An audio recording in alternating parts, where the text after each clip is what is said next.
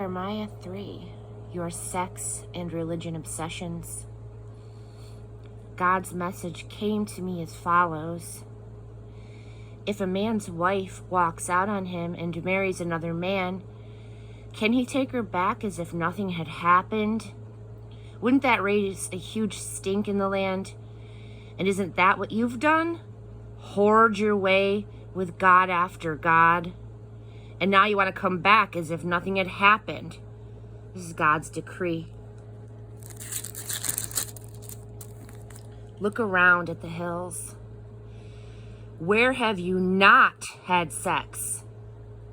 You have camped out like hunters stalking deer. You've solicited many lover gods, like a street-walking whore, chasing after other gods. And so the rain has stopped. No more rain from the skies. But it doesn't even faze you. Brazen as whores. You carry on as if you've done nothing wrong. And then you have the nerve to call out, "My father. You took care of me when I was a child. Why not now? Are you going to keep up your anger nonstop?" That's your line. Meanwhile, you keep sinning nonstop. Admit your God defiance. God spoke to me during the reign of King Josiah. You have noticed, haven't you, how fickle Israel has visited every hill and grove of trees as a whore at large. I assumed that after she had gotten out of her system, she'd come back, but she didn't. Her flighty sister Judah saw what she did. She also saw that because of fickle Israel's loose morals, I threw her out, gave her walking papers, but that didn't faze flighty sister Judah. She went out, big as you please, and took up a whore's life also. She took up cheap sex and religion as a sideline diversion, an indulgent recreation, and used anything and anyone, flouting sanity and sanctity alike, stinking up the country. And not once in all of this did flighty sister Judah even give me a nod, although she made a show of it from time to time. This is God's decree. Then God told me, fickle Israel was a good sight better than flighty Judah. Go and preach this message. Face north towards Israel and say, turn back, fickle Israel. I'm not just hanging back to punish you. I'm committed in love to you. My anger doesn't seethe nonstop. Just admit your guilt. Admit your God defiance.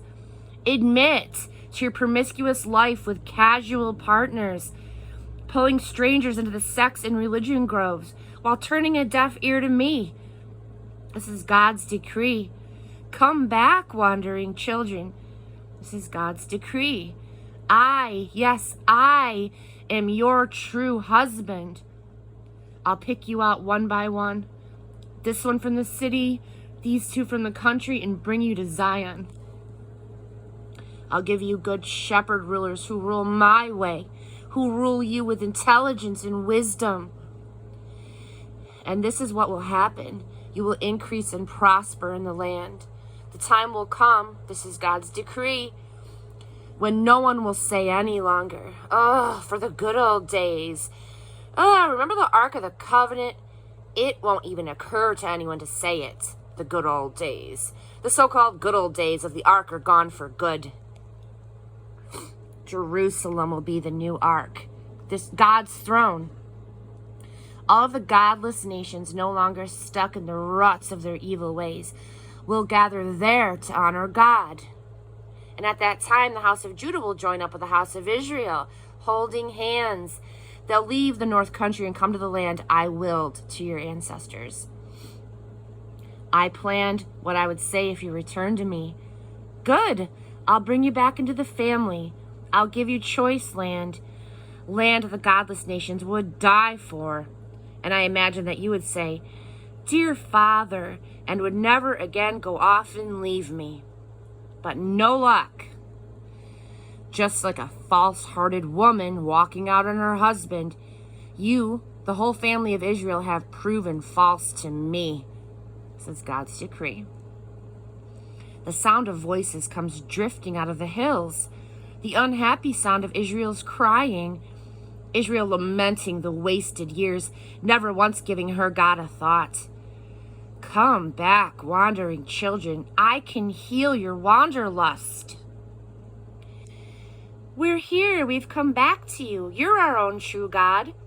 All of that popular religion was a cheap lie. Duped crowds buying up in the latest in gods.